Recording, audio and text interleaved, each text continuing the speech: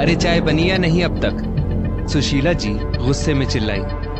बस मम्मी जी, चाय बन गई है, अभी लाई।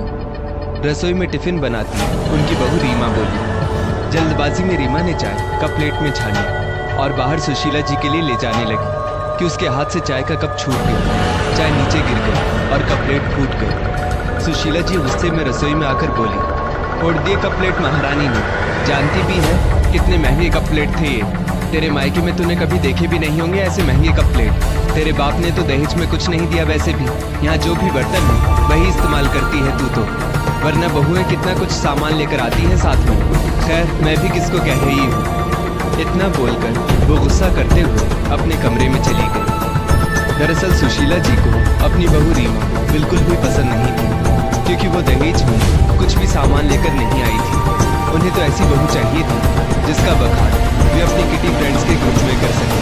उनकी हमेशा अपनी बहू से तकरार ही रहती थी। सुशीला जी के 2 बेटे करण और वरुण और एक बेटी रागिनी थी। सुशीला जी अपने बेटे करण की शादी रीमा से कभी न करवाती, मगर संयोगवश एक दिन सुशीला जी के बड़े भाई रघुवीर जी, जो कि रीमा के घर के बगल में ही रहते थे, उनका सुशीला जी के घर आना हुआ और उन्होंने अपने बगल में रहने वाली रीमा और उसके घर वालों की खूब तारीफ की और करण के लिए वो रिश्ता सुझाया।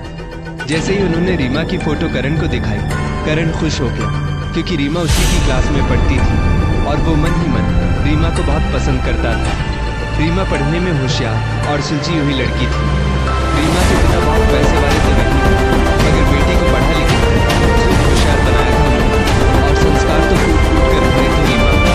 बेटे की पसंद के साथ सुशीला जी ज्यादा कुछ बोल नहीं पाई और उन्हें इस रिश्ते के लिए स्वीकृति देनी पड़ी और रीमा इसमें की तैयार थी। रीमा को अब तक सुशीला जी ने दिल से स्वीकार नहीं किया था।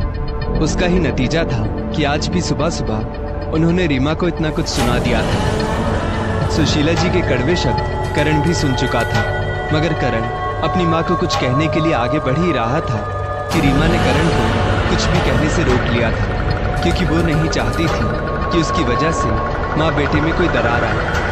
दूसरे दिन सुशीला जी की सारी फ्रेंड्स किटी पर घर आई हुई थी। रीमा ने उनके लिए ढेरों व्यंजनों का प्रबंध किया था।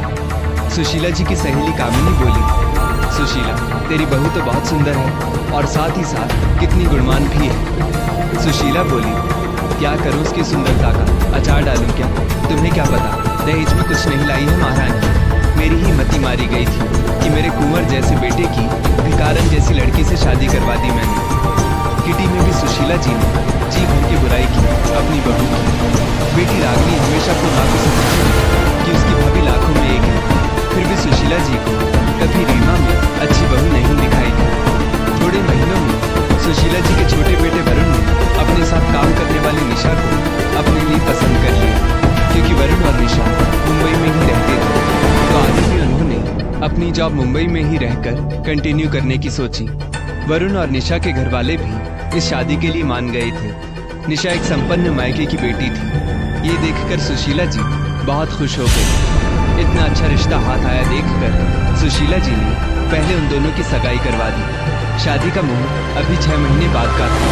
फिलहाल तो वरुण और निशा पीजी में रहते थे, मगर अब शादी फिक्स हो चुकी थी, तो दोनों ने एक घर किराए पर बुक कर लिया था और दोनों वहाँ घर गृहस्थी का सारा सामान इकट्ठा कर रहे थे। निशा ने गैस चूल्हा चलाने लगी, सब धीरे धीरे करके खरीदना शुरू कर दिया। निशा बहुत खुश थी वरुण के साथ अपनी गृहस्थी बसाने को लेकर, इसलिए वो एक एक सामान अपनी मर्जी का खरीद रही थी। निशा की पहले से ही ख्वाहिश थी कि वो मुंबई में ही रहे। वैसे भी उसे